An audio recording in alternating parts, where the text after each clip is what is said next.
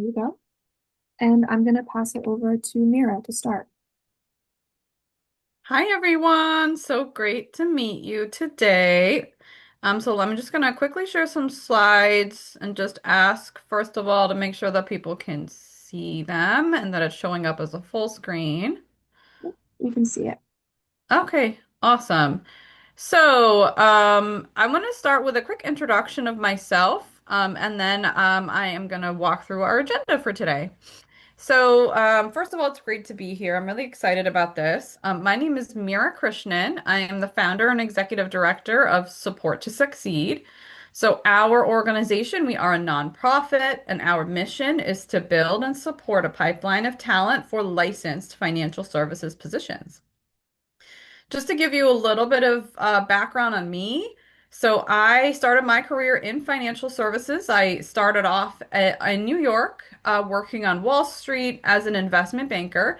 That was around 2007, 2008. And then I shifted to Boston, where I received my MBA from Harvard. And then after that, I transitioned my career into working in workforce development.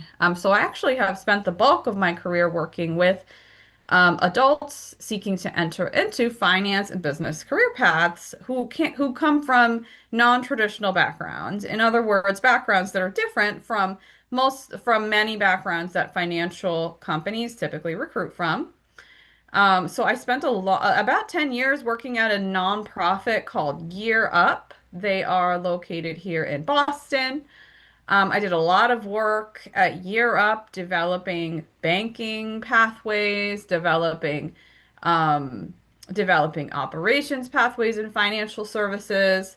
And then I launched Support to Succeed because I saw an opportunity to support individuals to move into client-facing positions, many of which are licensed in financial services. So we'll talk a little bit more about why Support to Succeed made the decision to focus on these kinds of roles.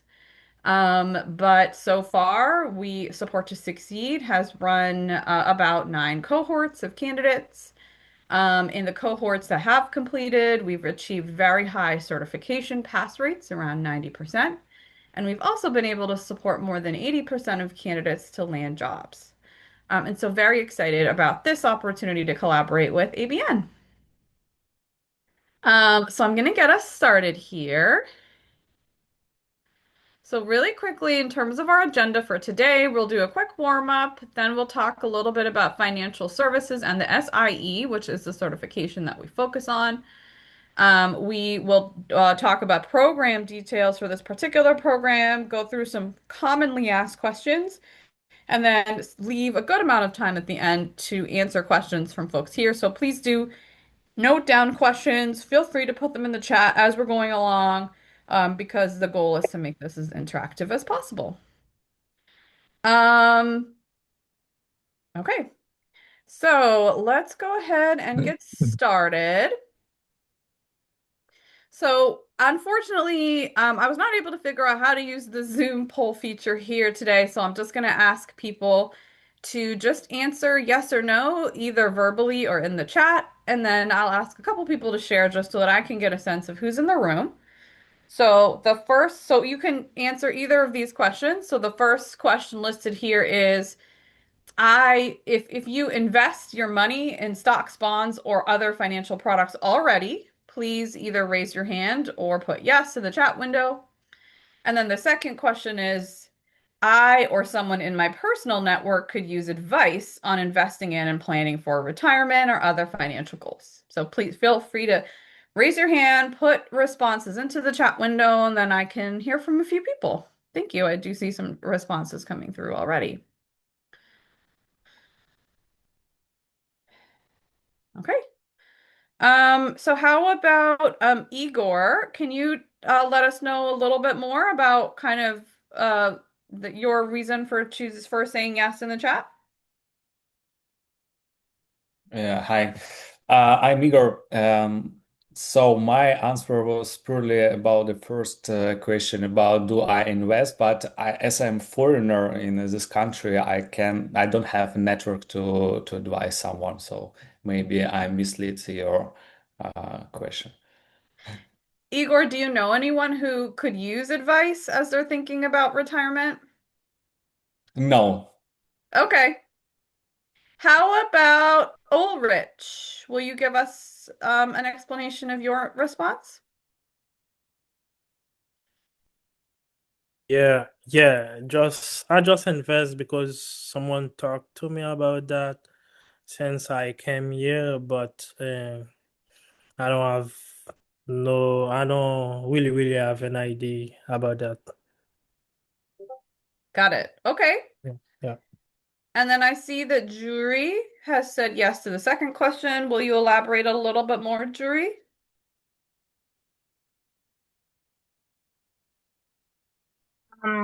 With the second question is, of course, probably I would like to more information about the plan's retirement because I know we have different options, but it depends more the company and how much money we need to pay for them um when they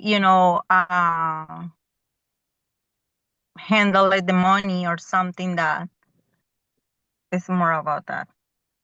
Yeah, thank you, Drew. I appreciate that. And in fact, your question is one that a lot of people have around sort of like, I think most people know that they need to start investing in retirement. A lot of times people postpone those decisions because there's a lot that they don't know. And there's also worries and concerns about, well, how much is the company going to charge me, et cetera, about for those services. So the reason I asked this question is because I wanted to utilize this to introduce some of the larger industry trends in financial services here in the US. So number one, one important industry trend is the idea of a pension plan is very rare nowadays. Can folks just raise your hand? Do folks here know the term pension plan and what that is?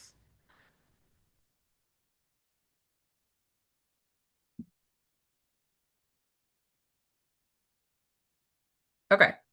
So pension, so I think a while ago there were a lot of companies that used to offer retirement retirement income to individuals working at a company. So for example, my mother worked in a company in the US for about 30 years, and when she retired, she received access to a pension plan. The company continues to pay her up to this day an annual amount.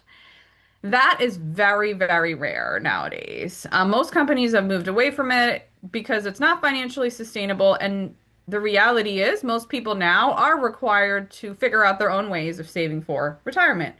Companies will support people through 401ks and other things, but at the end of the day, the funds do come from the individual. And a lot of individuals there's more of a need nowadays for people to actually learn about what is the best way for me to save for my own retirement. Some other important trends in the field, there is a growing wealth transfer right now. So there's a lot of older individuals that are transferring their wealth to younger generations. And those younger generations do have a lot of questions as it relates to, okay, how do I invest these funds and think about the future?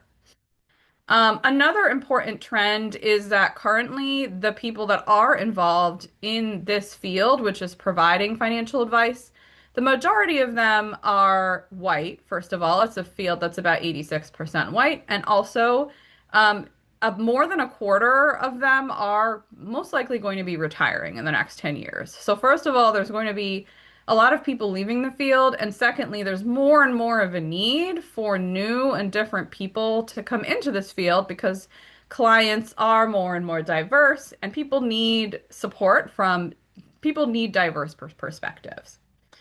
The other thing I also want to bring up is that we are currently living in an age of AI and technology, etc. And although these tools definitely do support individuals looking to look at in retirement products, etc., they do not decrease the need for relationship-based advice. In fact, if you read a couple of recent reports written by McKinsey, they talk a little bit about the continued need for relationship building within financial services in addition to those kinds of tools. So overall, McKinsey has predicted a shortage of about 100,000 wealth advisors in the next decade. So those are just some important trends to keep in mind as we think about financial services and the job opportunities. I also want to talk a little bit about what is financial services and what is it, what are the different kinds of institutions that that financial services consists of. So there's a few that are important to keep note of. Most people know about banks. So of course, you know, if you walk around the neighborhood, you see bank branches there. Chase, Bank of America are very common, and that's most of the time where people open accounts. And what some people don't know is that banks also offer access to investment products. Some banks do, most banks, for people that are able to access those products. There's also brokerages. So brokerages, for example, Fidelity Investments is very big here in the Boston area. These are really companies that focus specifically on connecting regular people to investment products like stocks, bonds, etc. So most of the time, someone that is really starting to think seriously about retirement and education savings would turn to a company like Fidelity.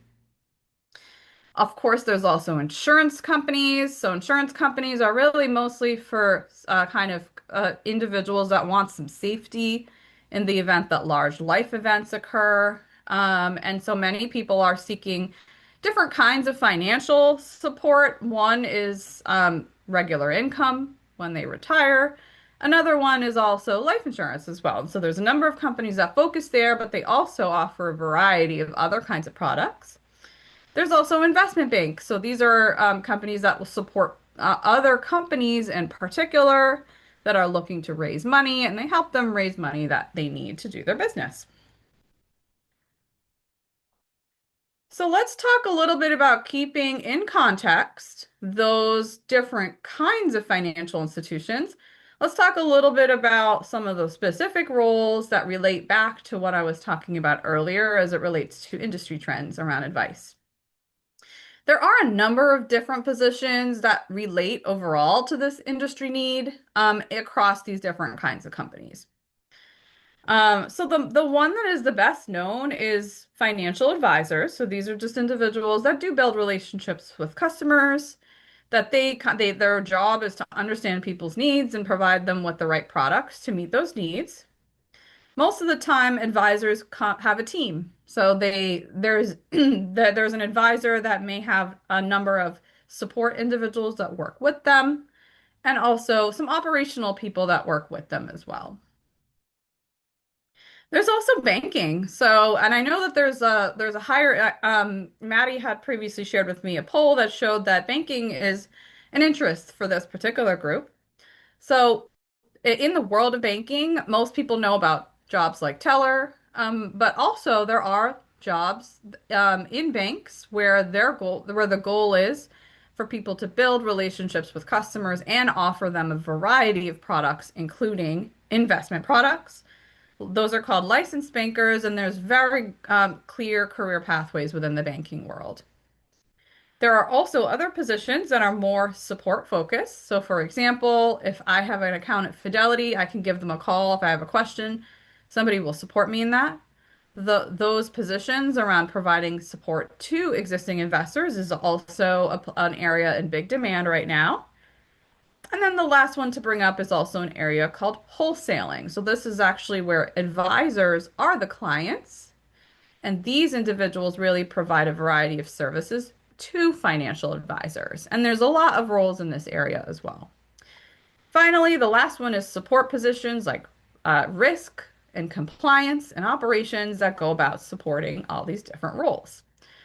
So before I move on, I just want to see a quick show of hands or just a chat. How many folks here have heard of these types of positions before? I know some people are already working in the field as well, so I just want to get an idea. So you can put yes, I've heard of them in the chat, or no, I've not heard of them in the chat.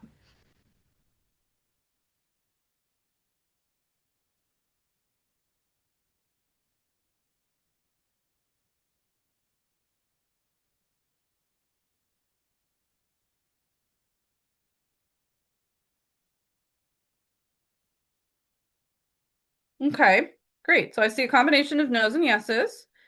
So Elizabeth, I know you mentioned you're already working in the field. Do you want to just talk a little bit about what you know already about some of these roles?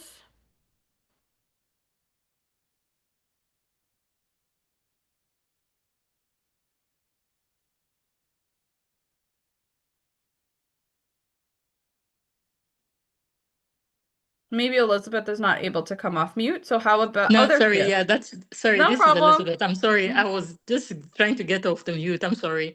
No Um, problem. so I have worked in these roles, but not in the US. So my Gotcha. experience is basically from Kenya.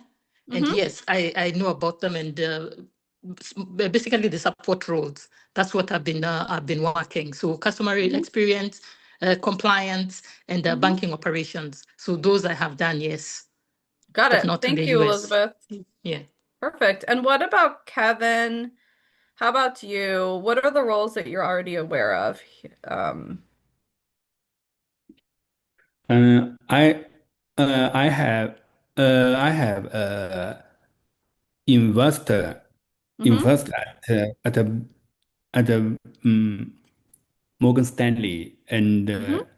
uh, Marion Mm-hmm. and I I work at China.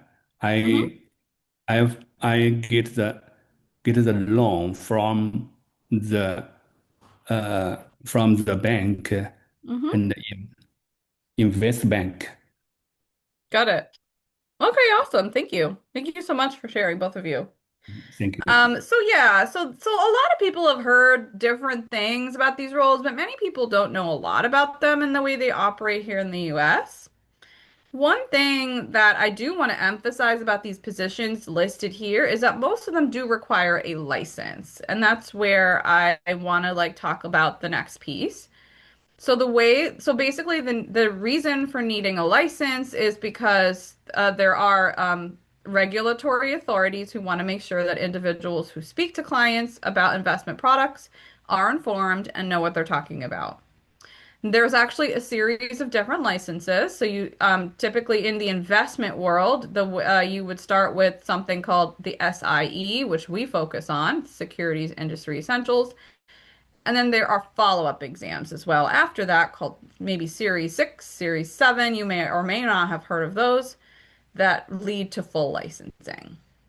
So, securities industry essentials is step one in the licensing process, and it is actually required for most of the roles that I just listed on the previous page. For that reason, individuals who have the SIE license are going to be highly valued by a financial institution because you are essentially, first of all, saving them money, secondly, demonstrating that you are already committed to this field.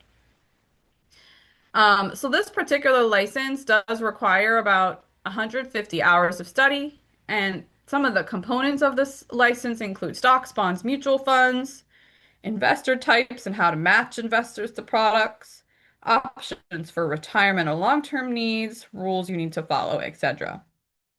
This particular license, you do not need to work for a finance company to do it. You can do it on your own. Whereas many of the other follow-up licenses, you do need to work for a finance company in order to take those exams. And for that reason, this exam acts as a door opener as well.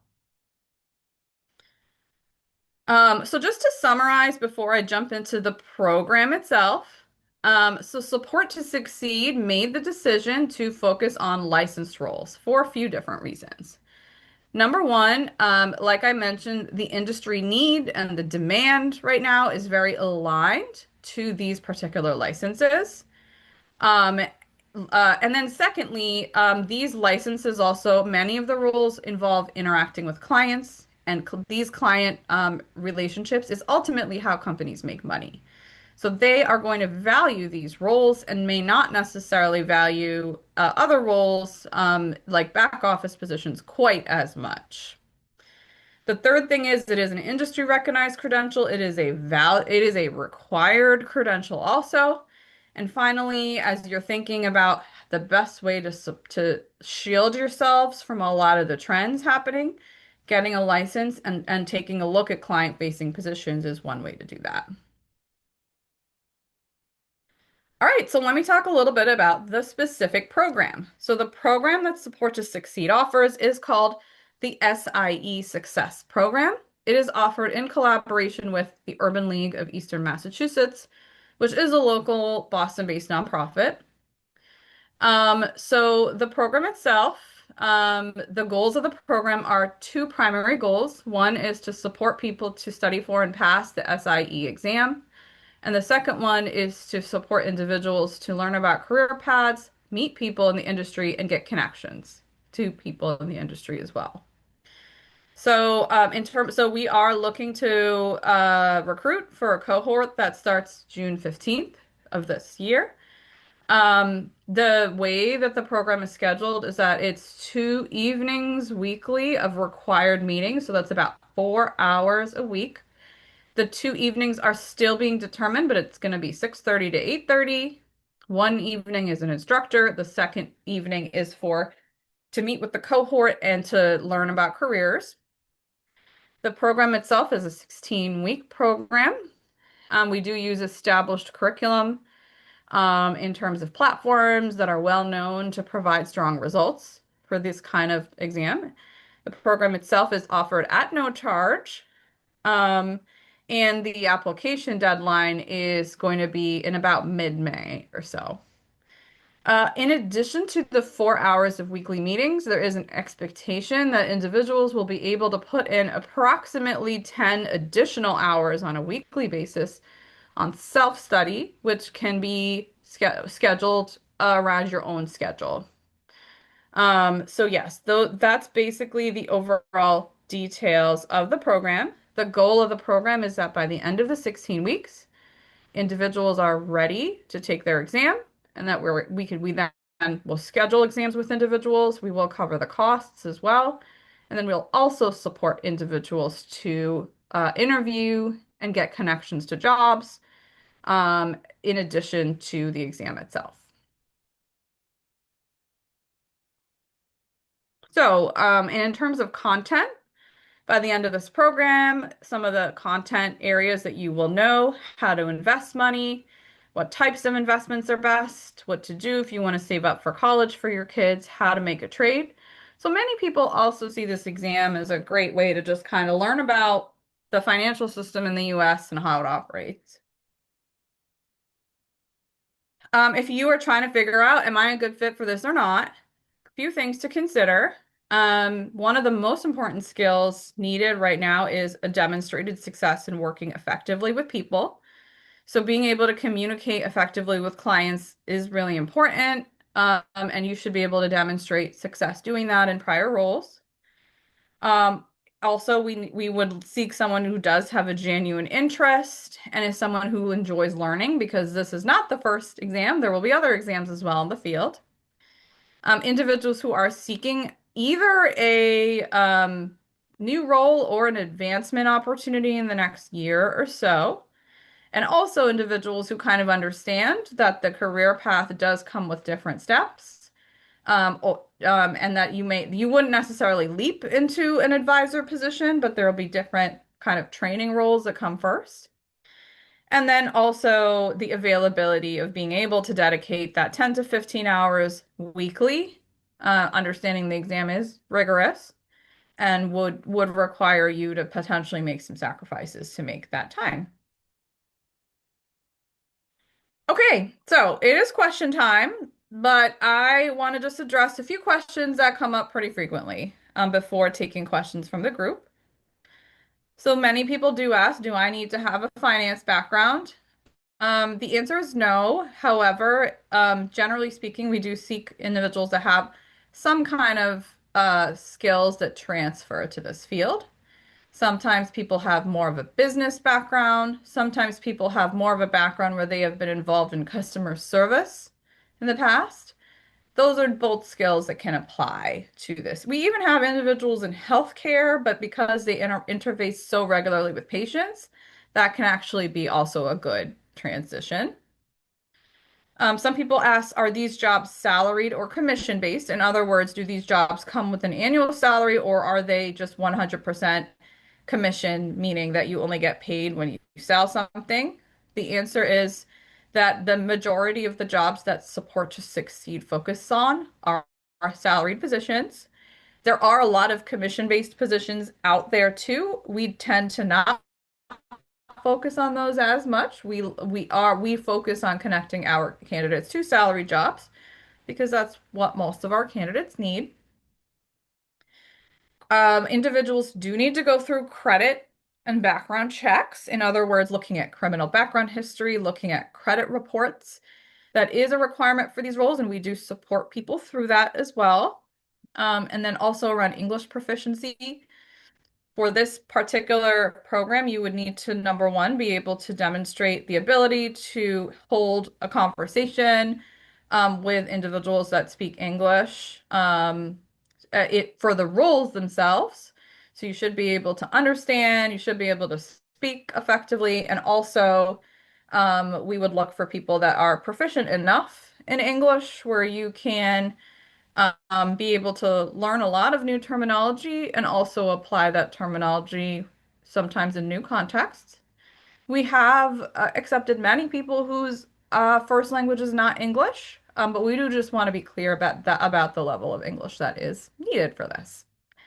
So let me pause there and would love to just hear what questions are coming up for individuals who are listening. Thank you. Please feel free to either raise your hand or put your question in the chat window.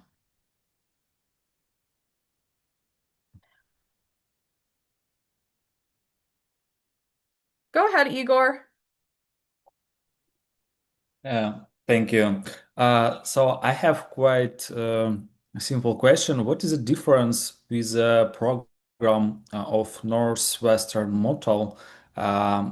I recently made the research and found out that they also provide like a support to get a certificate and etc. Yeah, that's a really good question. Okay, so there's not just so Northwestern Mutual, there's also others like New York Life, etc. Where this essentially they might go to you and they might say, "Hey, if you want to work here, we will help you to get your licenses in the beginning. And then you can basically work here. Typically, the structure of those positions is commission based. So it does not come with a salary and usually will be more so you use your own network to basically get clients and kind of become an advisor for people in your own network.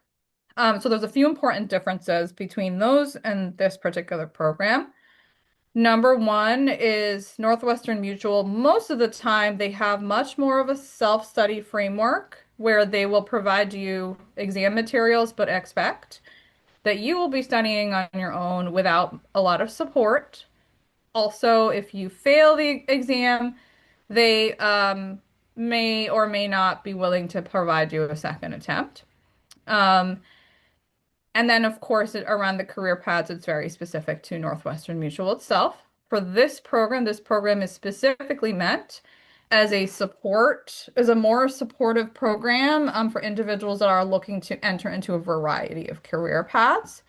So in addition to the exam materials, through the curriculum and the platform, we also provide quite a lot of support, including instruction, including kind of support around how to manage your time and how to overcome barriers that come along the way.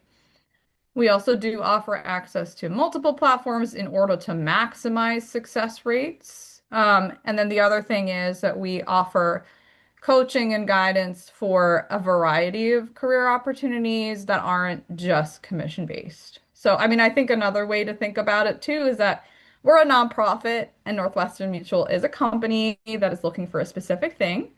So our mission is to like kind of keep that central focus on our candidates. Does that make sense, Igor? Yeah, thank you. I appreciate your explanation. But do I understand correctly that, let's say, the career outcome would be quite similar? So you're gonna be, let's say, financial advisor for investments, whatever. Like both of programs are giving the same outcome at the end. I think that the outcome is a little different, actually. So, Northwestern Mutual, they have a very specific role, which is essentially to be a financial advisor for Northwestern Mutual. Again, that position is typically commission-based. Support to Succeed is a program that would essentially provide exposure and connections into a variety of pathways that offer a range of options. Let me just quickly go back to the other slide. So, next time around, I'm going to be sure to list the specific roles that candidates have landed, but we have had individuals land licensed banking positions. We have had individuals land investor support positions. We have had individuals land wholesaling support positions as well. Most of the time, we guide candidates to enter into not an advising role immediately, but more so a training role initially that does provide a salary and does provide support to earn additional licenses. So I would say that's a kind of an important difference. Does that make sense, Igor? Yeah, thanks. I also want to say, like, the Northwestern Mutual opportunity is not a bad one. I would just say that people need to think about the pros and the cons. In particular, do you want a commission-based opportunity? If that is what you want, those positions are not so bad, but also if that's not what you want, that's when you want to think twice about it. Yeah, I was curious about, let's say, an opportunity for newcomers like foreigners, because let's say if you have a big network of friends, whatever, ex-colleagues, and you can leverage it to good advices and get high commissions, that's definitely a good opportunity to go to the Northwestern. And here, I'm just wanted to understand for myself or a person who actually don't have any big network of potential clients. I understand that I can build it, go from a door to Mhm. door and get clients, but sometimes I don't think comfortable with this kind of option. And I don't want to stuck to a program that at the end I would face an outcome that I need to go around and on gym and ask people to buy my portfolio or whatever. Yeah. I think most people in Support to Succeed have very similar concerns. And so most of the positions that people enter into are not necessarily positions that require you to have a large network and sell to that network. Just to give you an example, we just recently had somebody land a position at an organization called Empower Retirement, where this position basically provides support to financial advisors who need help.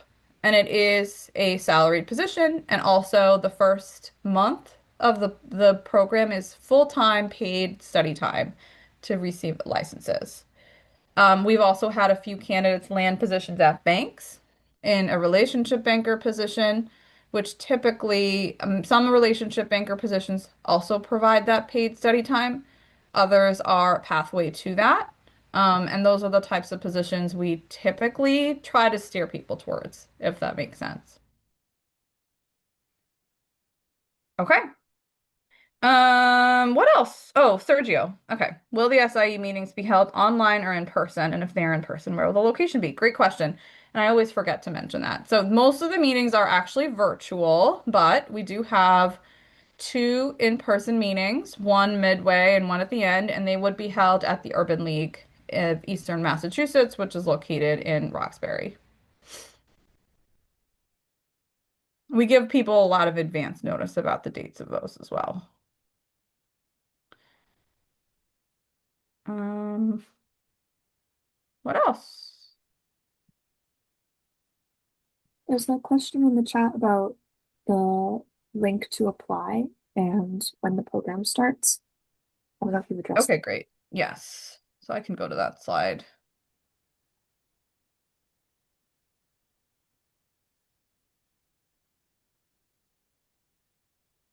Okay.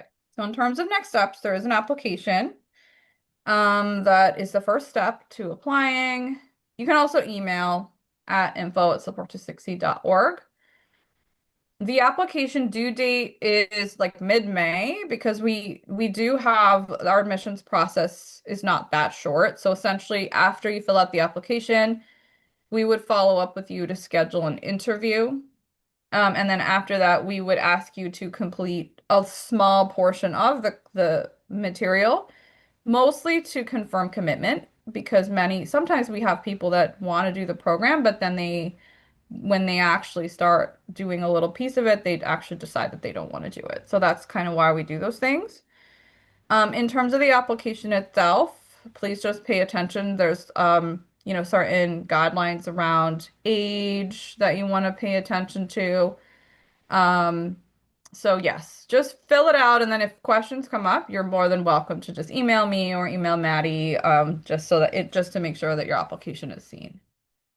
So I can put the link to that in the chat, but also I know that Maddie is planning to send that out. Yeah, I'm gonna send a follow-up email to all of you guys.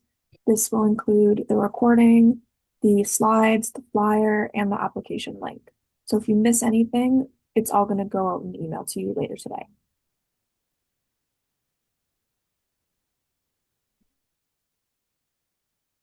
What other questions are Sounds coming good. up?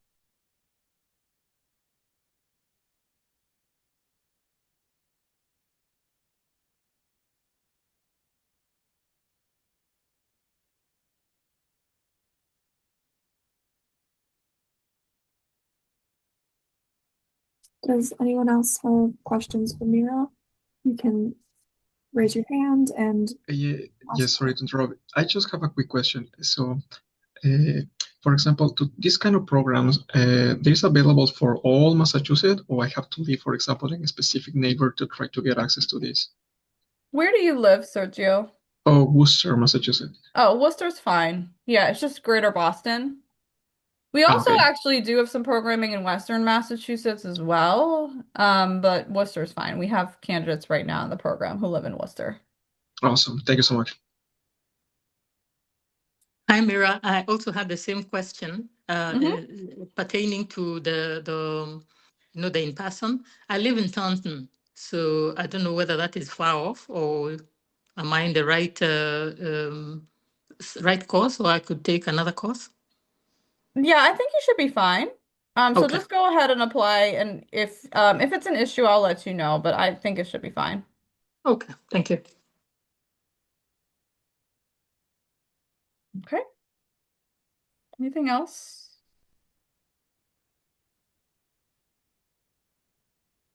all right, if there are no more questions, I will ask one more thing of you guys. I have an evaluation form that I'm putting in the chat right now. It's just a couple of multiple choice questions just to get an idea of if this was helpful, if you want to learn more so that we can connect you with Mira further. But it would be really helpful if you could fill this out for me. It'll only take about 1 minute.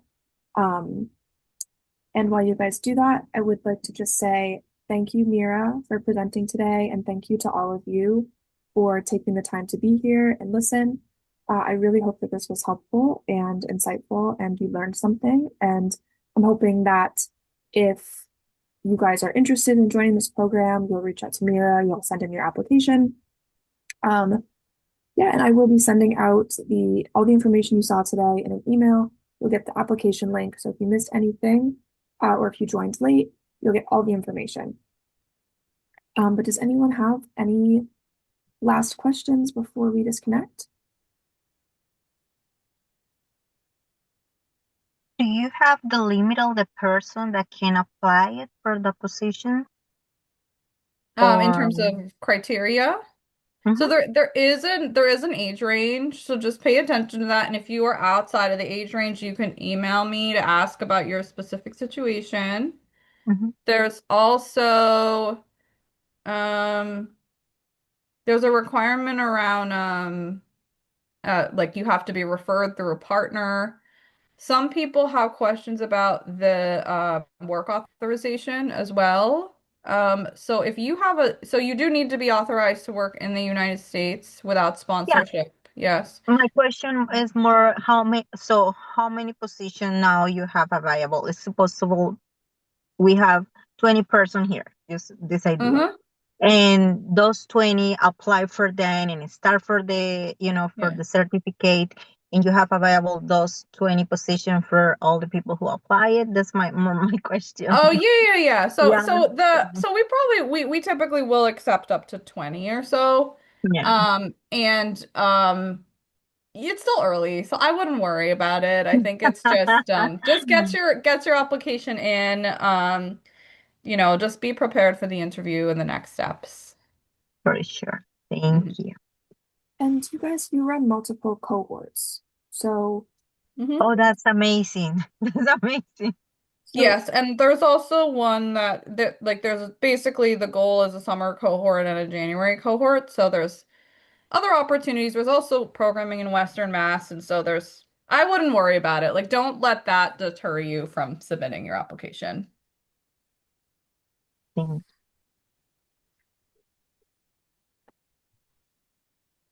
Okay. Wonderful. Yes, I have a question, please. Uh-huh. Yes, so right now I am working in a financial institution. Uh-huh. So let's say, for instance, if I join this program, the program, do I need to, let's say, pass everything? Do I need to apply for an instant job, or I can, let's say, wait like a couple months until be Where ready are you to working right switch now? jobs? I'm working right now at BNY Mellon. Okay. It's a Okay. Great. financial Yeah, I institution. mean, our program is open to both individuals that are working in finance and are looking for advancement, as well as individuals Okay. that want to enter finance. So the only question I'd probably want to ask for you is what is your timeline for advancement? And if you are looking to advance within the next year or so, I think that should fit into our criteria. Oh, If okay. on the other hand, if you want to take the exam and you're not really looking for a change, we probably would prioritize other individuals that are looking for either a new job or a promotion. Oh, okay. Thank you so much. Mhm.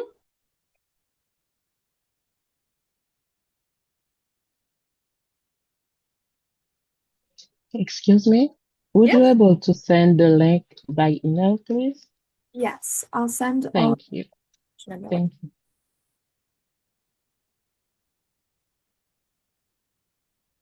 Any other questions?